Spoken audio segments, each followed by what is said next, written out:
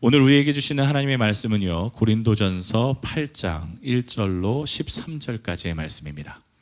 고린도전서 8장 1절로 13절까지의 말씀, 우리 한 절씩 교독하여 읽겠는데요, 성경 가지고 오셨으면 충분히 피실 시간 드리겠습니다. 고린도전서 8장 1절로 13절까지의 말씀 한 절씩 나누어서 읽겠습니다. 우리 오늘은 남자분과 여자분을 나누어서 읽겠습니다. 남자분이 먼저 아니죠. 여자분이 먼저 읽으셔야죠. 레이디가 퍼스트니까요. 자, 우리 여성분들이 먼저 8장 1절, 남성분들이 8장 2절 이런 식으로 나누어서 읽겠습니다. 여성분들 먼저 읽겠습니다. 우상의 제물에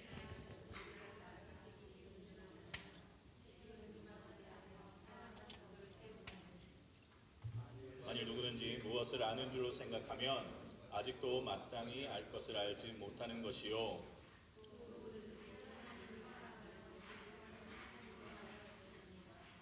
그러므로 우상의 제물을 먹는 일에 대하여는 우리가 우상은 세상에 아무것도 아니며 또한 하나님은 한 분밖에 없는 줄 아노라.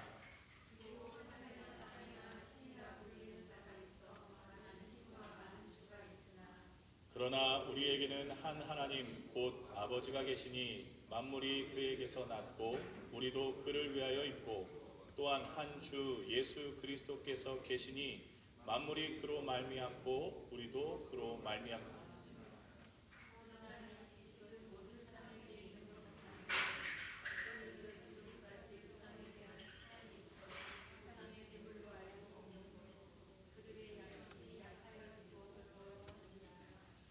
음식은 우리를 하나님 앞에 내세우지 못하나니 우리가 먹지 않는다고 해서 더 못 사는 것도 아니고 먹는다고 해서 더 잘 사는 것도 아니니라.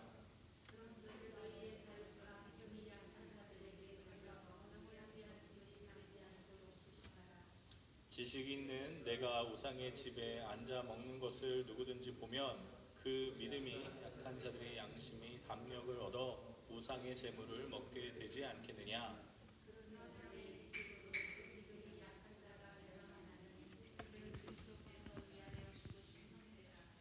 이같이 너희가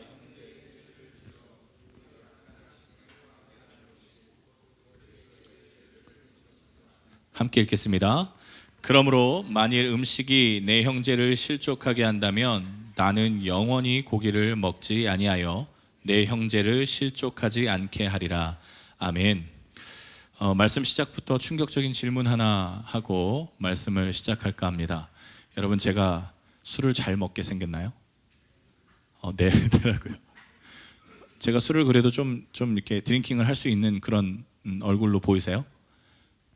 네, 감사합니다. 솔직한 대답. 어떤 분이 저한테 그렇게 물어보셨어요. 제가 한국에 있는데 제가 목사인 걸 이제 밝혔거든요. 그리고 이것저것 얘기를 하는데 그분이 저한테 이렇게 묻는 거예요. 목사님은 술 안 마셔요? 이렇게 묻는 겁니다. 그래서 이 목사님은 술을 안 마신다라는 게 무슨 의미인가 라는 순간적으로 많은 생각을 하게 됐습니다. 첫 번째는 제가 술을 먹게 생겼다라고 판단이 되셨던 것 같고, 두 번째는 목사님은 술을 안 마셔요 라고 하는 건 본인이 아는 목사님이거나 어쨌든 어떤 목사님이 술을 마시는 걸 아는데 저는 안 마시냐고 물어보는 그런 질문인 것 같기도 하고, 또 다른 질문은 스님도 마시고 신부님도 마시는데 목사들은 마시냐? 라는 질문인 것 같기도 하고, 마지막으로 목사라는 직분이 술을 마시면 안 되는 직분으로 알고 있는데 니는 목사인데 니는 마시냐? 이런 질문으로 여겨져서 여러 가지 생각이 막 겉돌았습니다. 어떤 의미인지 어쨌든 모르나 저는 이제 그분께 그렇게 대답했습니다. 저는요, 술을 못 마시는 게 아니라 안 마십니다. 이렇게 대답해 드렸어요. 저는요, 술을 못 마시는 게 아니라 안 마십니다. 그렇게 대답을 해 드렸습니다. 사실 목사가 뭐 하느냐, 뭐 할 수 있느냐, 못 하느냐, 뭐 이런 질문 참 많이 하시죠. 뭐 과감하게 저한테 이렇게 물어본 청년들도 있었습니다. 목사는 담배 안 펴요? 그래서 제가 담배 필 수 있으나 안 핀다, 그렇게 대답도 했던 적이 있습니다. 그러면 뭐 담배는 백해무익하니까 안 핀다고 치고 목사님 술 안 마셔요? 이런 질문은 정말 많이 받아봤고요. 또 가벼운 술 한 잔은 건강에 좋다고 하는데 목사님 그래도 저랑 이렇게 술 한 잔 하면 어때요? 뭐 이렇게 얘기하는 우리 또 좋은 친구들도 많았습니다. 또 다른 질문도 있었는데요. 굉장히 흥미로운 질문입니다. 목사는요, 제사 지낼 때 절하면 돼요, 안 돼요? 뭐 이런 거 묻습니다. 여러분, 하면 될까요, 안 될까요? 네, 뭐 그렇습니다. 네, 절할 수 있으나 저는 안 합니다. 그리고요, 결정적으로 이걸 묻고 싶었던 거예요. 목사님은 절에 가서 절밥을 먹어도 돼요, 안 돼요? 이걸 묻고 싶어서 제사를 물어봤던 겁니다, 저한테. 이 친구가 굉장히 개구졌던 친구였거든요. 여러분, 이제 진지하게 여쭙겠습니다. 목사는 절에 가도 됩니까, 안 됩니까? 네, 될까요, 안 될까요? 네, 저는 잘 가요, 사실 절에. 네, 근데 여러분, 목사는 절에 가서 그 부처님 앞에서 이렇게 우리 승들과 함께 이렇게 식사, 절밥이라고 하죠. 절밥을 먹어도 될까요, 안 될까요? 네, 맛있다. 네. 물론 이걸 이제 우스갯소리로 저한테 여쭤보셨던 거긴 한데, 이게 절대 가볍지 않은 질문인 건 확실합니다. 왜 가볍지 않으냐? 목사님은 술 마셔요, 안 마셔요? 목사님은 담배 펴요, 안 펴요? 목사님은 절 가요, 안 가요? 목사님 절 해요, 안 해요? 가족들끼리 제사 다 드리는데 목사님만 우두커니 서 있으면 이상하잖아요. 이런 질문을 하는 건 질문을 하시는 분께 이 질문의 해답이 아직 정해지지 않았다는 거거든요. 그러니 이 질문에 대한 대답을 성의 없이 하면 절대 안 되는 거였습니다. 그리고 이 질문이 그분께 해결이 안 됐다라는 것은 이것 때문에 이분이 신앙으로 정직하게 나가지 못하는 어떠한 낚싯바늘같이 걸려있는 것이라고 생각이 들었습니다. 그리고 이런 질문을 하는 분들이 정말 많고요. 농담처럼 하시지만 진담처럼 받아들여지는 질문들도 엄청나게 많습니다. 물론 여기 계신 분들은 이미 성경에 대한 답을 다 알고 계시고 또 성경에 대한 진리의 흐름을 알고 계시기 때문에 쉽게 대답하실 거라고 생각합니다. 하지만 이 대답이 좀처럼 꿀꺽 삼켜지지 않는 분들이 상당히 많다는 걸 기억하셔야 됩니다.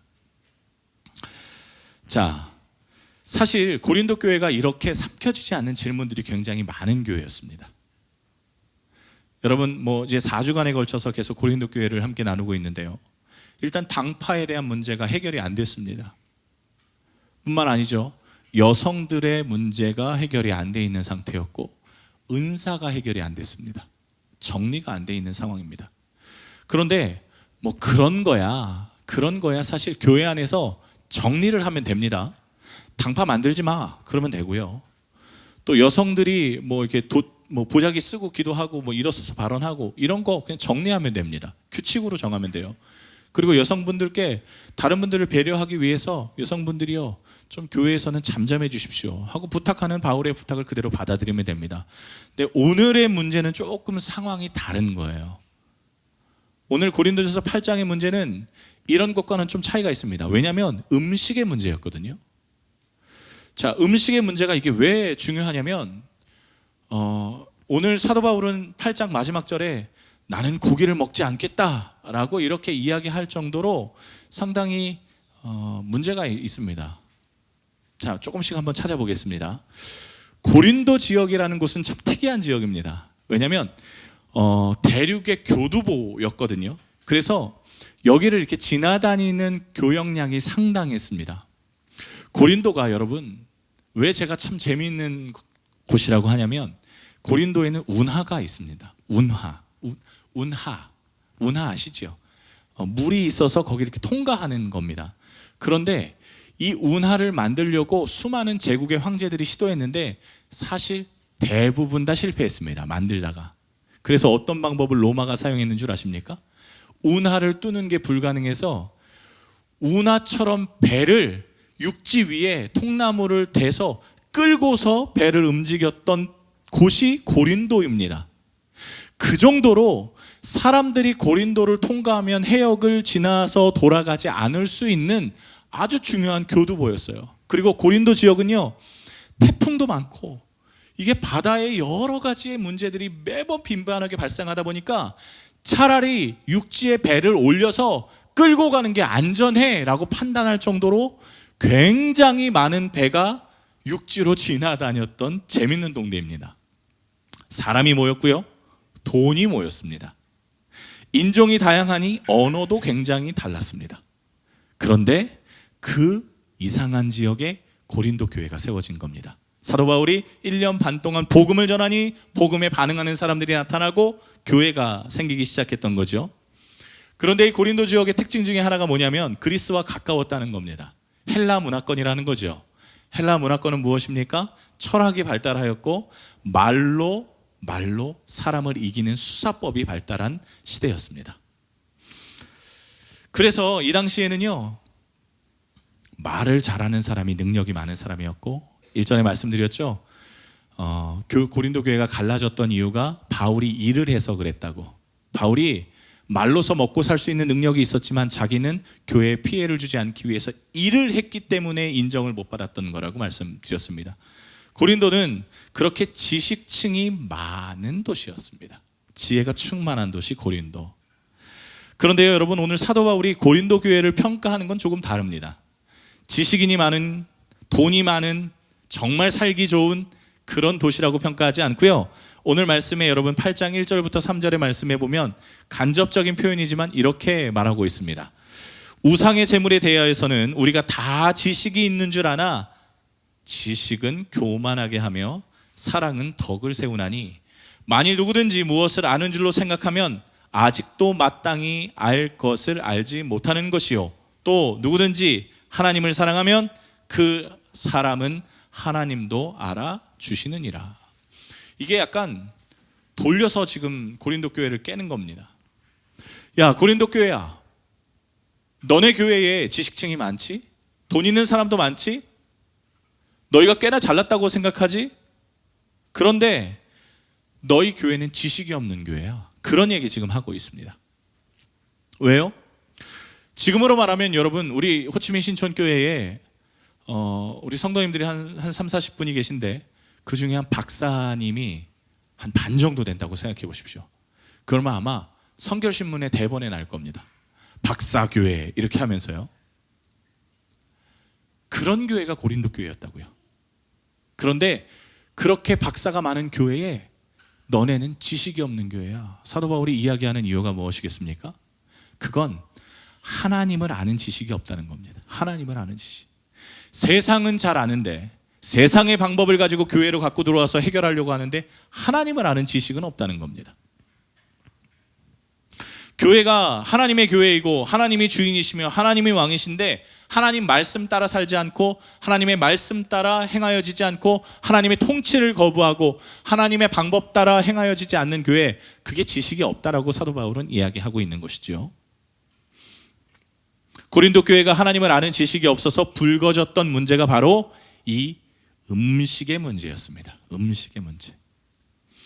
자, 음식이 어떤 음식이었냐? 우상에게 바쳐졌다가 거기에 바쳐진 재물이 너무 많으니까 거기에 있는 우상에게 바쳐진 음식이 시장으로 흘러 들어와서 시장 좌판에 팔리고 있는 중입니다. 그런데 고린도의 사람들은 대부분 시장에서 음식을 구했기 때문에 우상에게 바쳐진 음식을 먹는 것이 당연했습니다. 이 당시에는요, 무신론자가 있을 수 없었습니다. 태어나면 무조건 어떤 신이든 하나 믿는 겁니다. 그런데 고린도 교회 주신이 누구였다고요? 3주 동안 말씀드렸습니다. 고린도 교회 주신 아프로디테였습니다. 부신은 누구였다고요? 아까 제가 막 바다가 막 이렇게 막 심해서 배가 막 파손되고 그래서 딱 바다 하면 떠오르는 신 누굽니까? 포세이돈이 부신이었습니다. 아프로디테를 믿던지 포세이돈을 믿던지 둘 중에 하나는 무조건 해야 되고, 아니면 둘 다 믿을 수도 있었습니다. 누구나 신을 믿어야 되는 세상, 누구나 선택해야 되는 세상에서 신전에서 사용하고 남은 고기가 시장에 나왔다는 것은 도시 모든 사람들이 어쨌든 우상에게 바쳐진 제물을 먹을 수밖에 없는 환경이라는 겁니다. 그런데 거기서 교회를 다닙니다.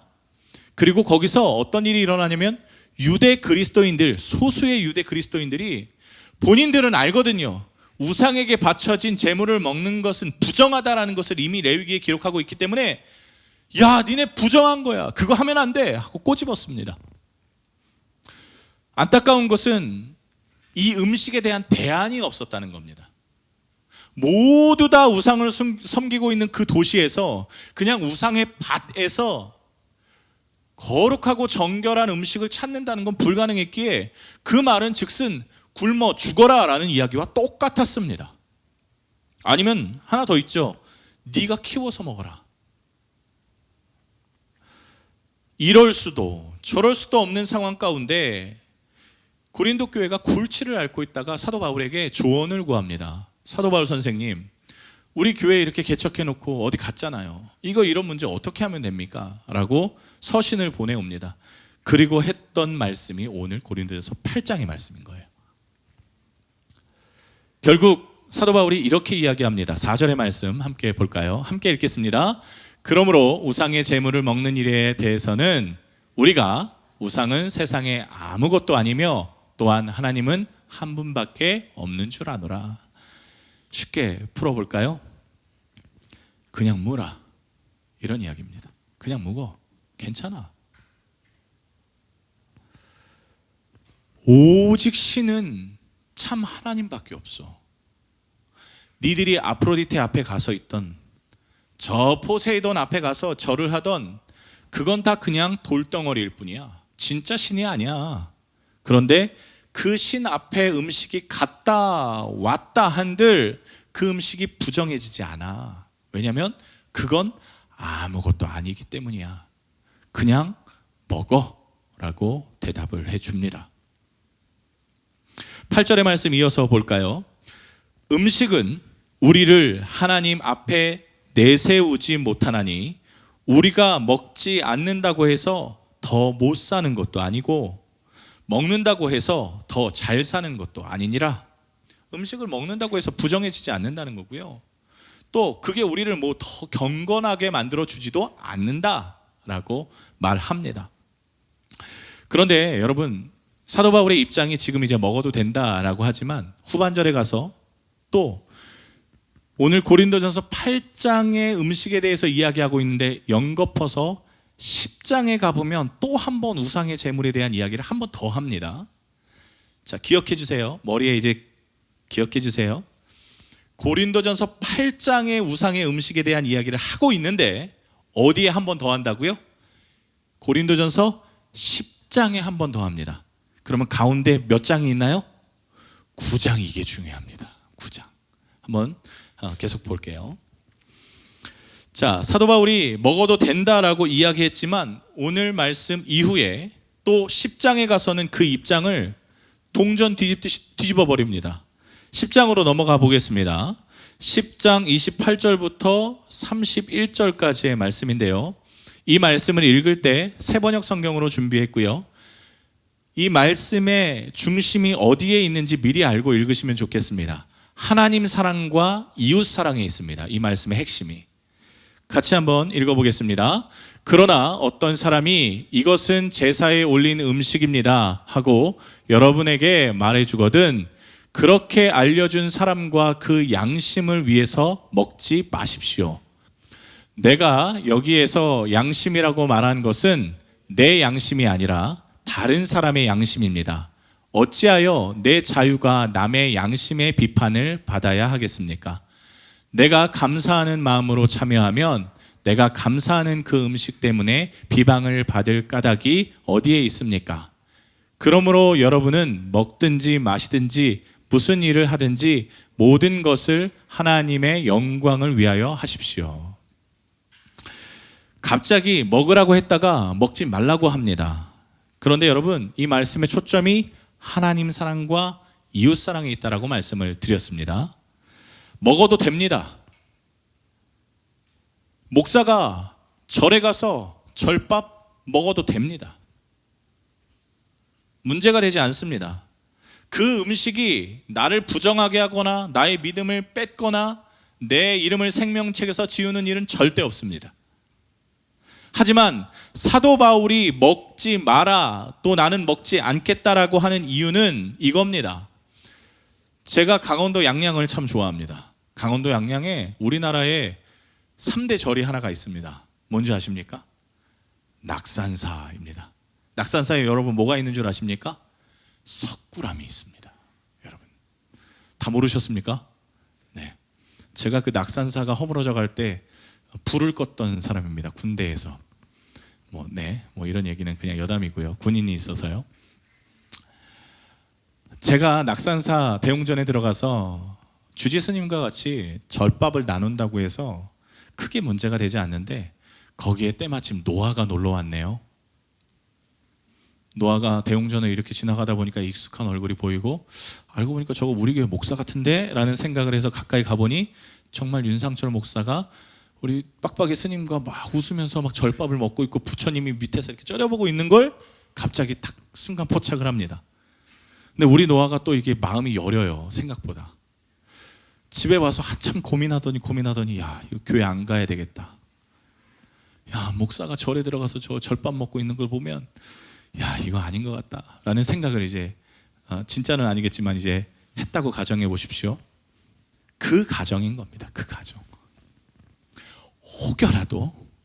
혹시라도 내가 어떠한 행동을 했을 때, 내가 무엇을 먹었을 때, 내가 어떤 말을 했을 때 그걸 가지고 어떤 사람이 시험이 든다. 그러면 나는 그것을 하지 않겠다라고 사도 바울이 말한 것이고, 그렇게 하지 말아라 라고 했던 것이죠. 오늘 분명히 10장에 말씀하고 있었죠. 그건 제 양심이 아니라 그 말을 한 사람의 양심이 지장이 있을 때 그 이야기, 그 말, 그 행동, 그 먹거리를 하지 않겠다는 겁니다. 여러분, 저는 괜찮습니다. 제가 뭐가 문제가 있겠어요? 여러분, 절밥 얼마나 맛있습니까? 우리 드셔본 목사님은 또 아시잖아요. 너무 맛있습니다. 해도 된다 안 된다, 여러분 그런 것은 아닙니다. 그러나 하나님을 사랑하고 이웃 사랑하는 것은 하나님의 창조된 백성을 사랑하는 것이고, 하나님의 창조된 백성이 하나님 앞에 나오는데 그 길을 막는 것에 대한 미리 우리가 긴장하고 하지 않겠다라는 것이죠. 여러분, 좀 더 극단적으로 예를 들어 보겠습니다. 제가 여러분 술 살 돈이 없겠습니까? 제가 여러분 담배 살 돈이 없겠습니까? 아니, 제가 술을 마실 권리가 없겠습니까? 제가 담배를 필 권리가 없겠습니까? 저에겐 자유가 있고 할 수 있습니다. 해도 됩니다. 그러나 저는 하지 않습니다. 왜요? 혹여 목사가 담배 핀대, 목사가 술 마신대, 그 이야기를 듣고 넘어가지 않는 분도 계시겠지만, 야, 호치민 신촌교회 목사가 술 먹는데 하고 그 마음에 상해서 목사도 저렇게 하는데 나 교회 안 가, 나 하나님 안 믿어, 그렇게 자신의 양심의 어려움을 겪는 사람을 배려하라는 거죠. 우리 교회가 이렇게 리모델링 했을 때 리모델링을 해주신 우리 안수 집사님께 부탁한 게 하나가 있습니다. 그게 뭐였냐면, 집사님, 목양실의 문은요 유리로 해주십시오 였습니다. 유리로 해주십시오. 그래서 목사님 그렇게 유리로 하면 불편하실 텐데요. 네, 그래도 유리로 해주십시오 라고 부탁을 드렸습니다. 그런데 집사님이, 목사님 유리로 안 해도 되겠습니다. 그래서 왜요? 하니까 이게 벗겨지면 벗겨집니다. 그래서 지금 저희 목양실에 보시면 유리 창문이 다른 창문과 다르게 새하얗게 벗겨져 있는 이유가 제가 벗겨서 그렇습니다. 목양실에 앉아있으면 저도 막 코 파고 그러거든요. 그리고 양말 벗고 막 이러고 있습니다. 하물며 평일날엔 반바지 입고 오기도 하고요. 맨발로, 여기 청소하고 나면 땀나니까 슬리퍼 신고 맨발로 돌아다니기도 합니다. 목사답지 않죠. 그러나 유리창문으로 해놓으면 저도 불편하죠. 옷을 갈아입고 할 때도 불편하고요. 왜 그렇게 했을까요? 혹여라도 제가 남모르게 죄를 짓거나 혹은 어떤 자매님이 오시거나 여성 집사님이 오셨을 때 문을 닫고 있거나 그런 것에 대한 오해를 아예 방지하는 겁니다. 하지 않겠다는 거죠.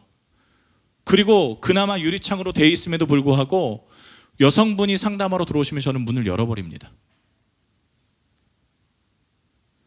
그래서 하늘의교회 분들이 요새 저희 교회 참 많이 오시는데 제가 별명이 하나 붙었습니다. 문 열고 있는 목사.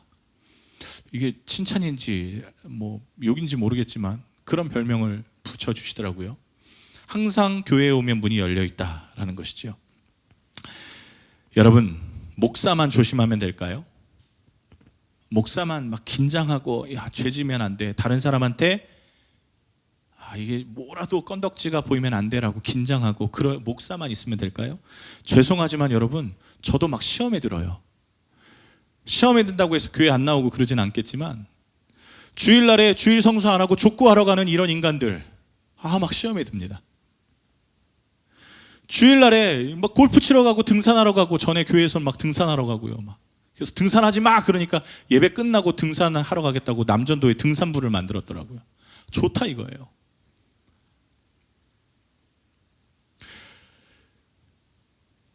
제가 하나님을 떠나는 일은 없겠지만 다른 사람에게 실망감을 주고 그 사람이 하나님께 가는 어떠한 걸림돌이 되는 일을 하지 않는 것이 하나님 사랑하는 것이고 이웃 사랑하는 것이고, 오늘 사도 바울이 나는 고기도 먹지 않겠다라고 결단하는 것이고 오늘 우상의 제물을 먹지 말아라 하는 이유라는 겁니다. 여러분, 오늘 고린도전서 8장 9절 10절 11절 한번 보세요. 아주 중요한 포인트의 말씀이 있는데 걸림돌이 되지 않도록 조심하십시오.